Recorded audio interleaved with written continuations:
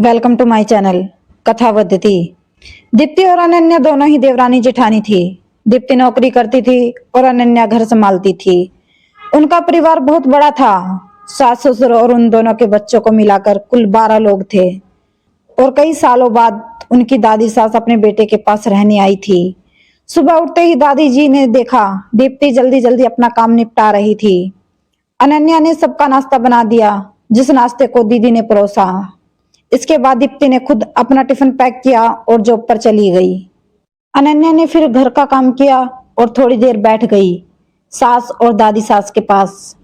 दादी सास से रहा नहीं गया और अनन्या से बोली कि छोटी बहू तेरी जेठानी तुझ पर बड़ा हुक्म चलाती है। सुबह से देख रही हूँ रसोई घर में तू ही लगी हुई है और वो महारानी दिखावा करने के लिए सबको नाश्ता परोस रही थी जैसे उसी ने बनाया हो। ये सुनते ही अनन्या अपनी दादी सास की तरफ देखा और मुस्कुराते हुए कहा, नहीं ऐसी कोई बात नहीं है। दादी बोली, अनन्या पर मैं सब समझती हूँ, इतनी बूढ़ी ऐसे ही नहीं हुई। अनन्या से अब रहा नहीं गया और वो बोली कि दादी आपको दीप्ति दी का सबको खाना परोसना दिखा, मगर आपको ये नहीं पता चला कि उन्होंने मुझे डांट कर सबसे पहले नाश्ता करवाया, फिर चाय पिलाई और वे ये काम रोज करती हैं, वरना सबका खाना बनाते तो मैं नाश्ता ही ना कर पाऊं। वो मेरा कितना ख्याल रखती हैं।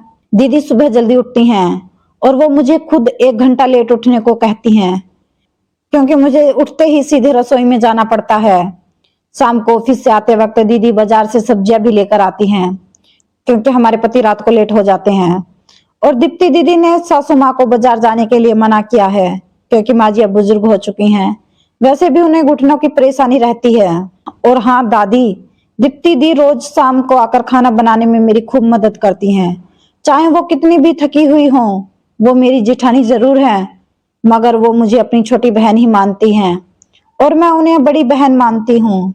ये सब सुनते ही दादी चुप हो गई। शायद उनकी चुगली अनन्या के आगे फेल हो चुकी थी। शाम को दीप्ति सब्जी की थैली अनन्या को पकड़ाते हुए बोली, सब्जियों के साथ वाले थैले में तुम्हारी फेवरेट मिठाई लाई हूँ। ये सुनकर अनन्या खुश हो गई और बोली, थैंक्स दीदी। अनन्या सब्जी की थैली किचन में रखी और मिठाई एक प्लेट में लेकर सबके पास आ गई और सबने साथ में मिठाई खाई। तभी अनन्या रसोई में चली गई। तभी दादी दीप्ति से बोली कि तुम इतनी मेहनत करके कमाती हो और अपनी देवरानी की पसंद की मिठाई लाती हो। लाती तो अपनी पसंद की लाती, वैसे भी वह घर में कुछ नहीं करती। तुम दिन भर मेहनत करती हो और वो घर पर आराम करती है।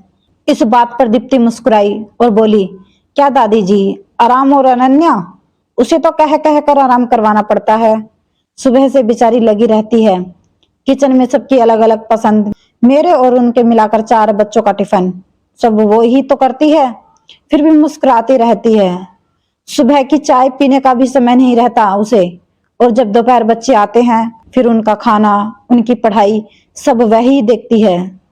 वो है, इसलिए मुझे बच्चों की चिंता नहीं रहती और मैं अपना पूरा ध्यान ऑफिस में लगा पाती हूँ। कुछ दिनों पहले ही प्रमोशन मिला है। मम्मी पापा की दवाई कब खत्म हुई और कब लाना है, ये सब वो ही ध्यान रखती है। घर पर भी कभी कौन सा रिश्तेदार आता है, उनकी सेवा भी वही करती है। और दादी, घर पर रहकर घर और बच्चों को संभालना कोई छोटी बात नहीं। मेहमानों की भी आव भगत अनन्या बिना किसी शिकायत के करती है। उसे तो बस मिठाई का ही शौक है। फिर क्या मैं अपनी छोटी बहन की छोटी सी इच्छा पूरी नहीं करूंगी? अगर उसकी इच्छा मैं पूरी नहीं करूंगी तो कौन करेगा? अब तो दादी की पूरी तरह से बोलती बंद हो चुकी थी। फिर दीप्ति भी रसोई में चली गई। ये सारी बातें दीप्ति की सास पीछे खड़ी ही सुन रही थी। वो माँ जी के पास आकर बोली कि माँ जी, ये दोनों देवरानी जिठानी जरूर हैं, मगर इनका प्रेम 2 सगी बहनों से भी ज्यादा बढ़कर है। कहानी अच्छी लगी हो तो like, subscribe, share and comment जरूर करें। Thank you.